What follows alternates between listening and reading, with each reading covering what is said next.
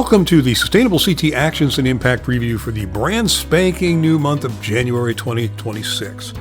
Brought to you in part by the Community Foundation of Eastern Connecticut. That's right, the Community Foundation of Eastern Connecticut brings people together to work towards a healthy, thriving, and sustainable Eastern Connecticut, and we are oh so glad they do.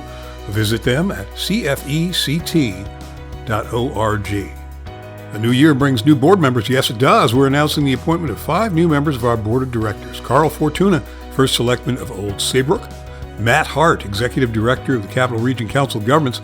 Adrian Huck, currently a graduate student at Yale, and they spent 4 summers as a Sustainable CT Fellow. How about that? Maureen Nicholson, First Selectman of Pomfret. And our good friend Ted Schaefer, President and CEO of the Northwest Connecticut Chamber of Commerce.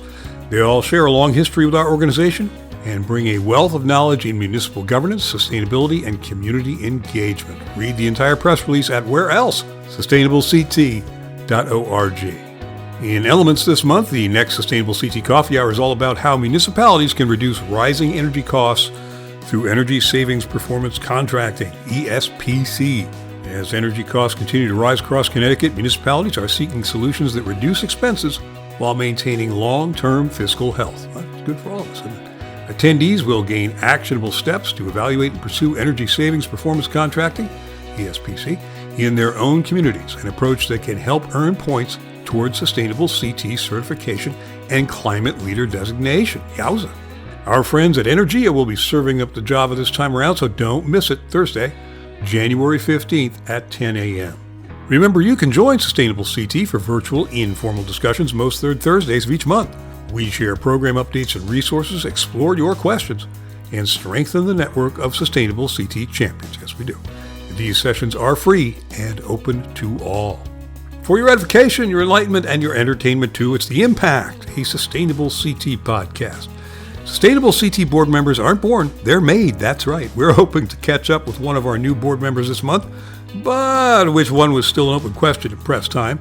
Carl Fortuna, Matt Hart, Adrian Huck, Maureen Nicholson, and Ted Schaefer all have a deep understanding of what we do, where we're headed, and the challenges that lie ahead. So please do join us for a view from the boardroom, where we always have a rollicking good time. Yes, we do. This month's episode of The Impact will be available on January 15th, come hell or high water, at sustainablect.org and wherever you get your podcasts.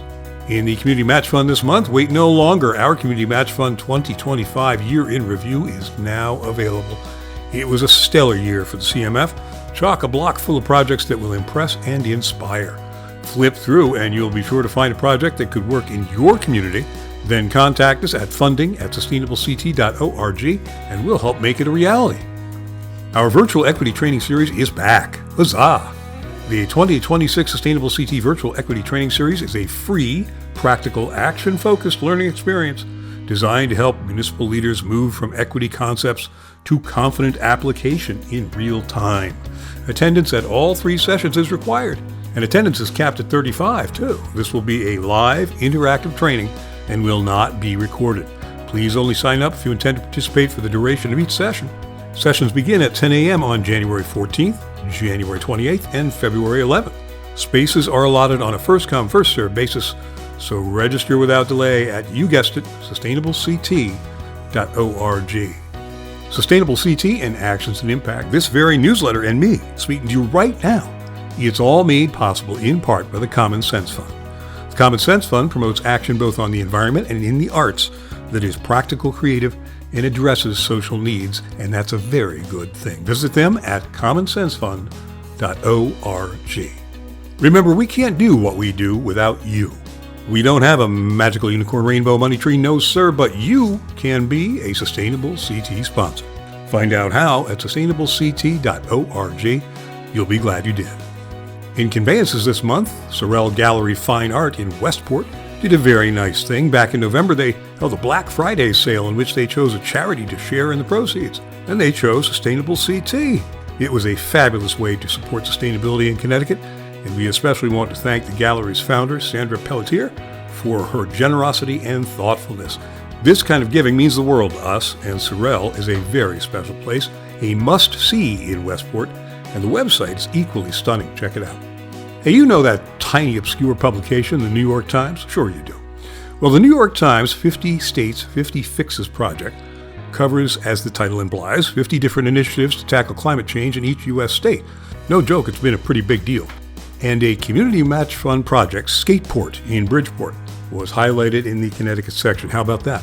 Led by Takina Pollock-Schaefer, Skateport raised funds to build a pollinator garden on their site at Post Office Square to create and maintain public art and increase biodiversity and improve green space in downtown Bridgeport.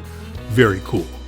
The Connecticut Department of Administrative Services Procurement Division is supporting sustainable purchasing through its Environmentally Preferable Purchasing Program, EPP. The program helps state agencies, municipalities, political subdivisions, and nonprofits use the state's buying power to choose products and services that are better for the environment. Yeah, don't miss that. Our buddies over at the Yale Program on Climate Change Communication, YPCCC, released a new report, Climate Change in the American Mind, Politics and Policy Fall 2025, based on their latest national survey. The takeaway? Most voters think global warming is affecting the cost of living, oppose eliminating government programs on global warming, and support climate-friendly government policies. Who knew? In our chronology section, where time still waits for Snowman, the Sustainable CT Fellowship Program is accepting applications right now until February 9th. Do you want to help towns and cities across Connecticut become more sustainable? Well, of course you do. But don't wait. Get your application in now. We place highly qualified students across the state's councils of governments, COGS, to help cities and towns become registered, certified, and recertified with Sustainable CT during the summer.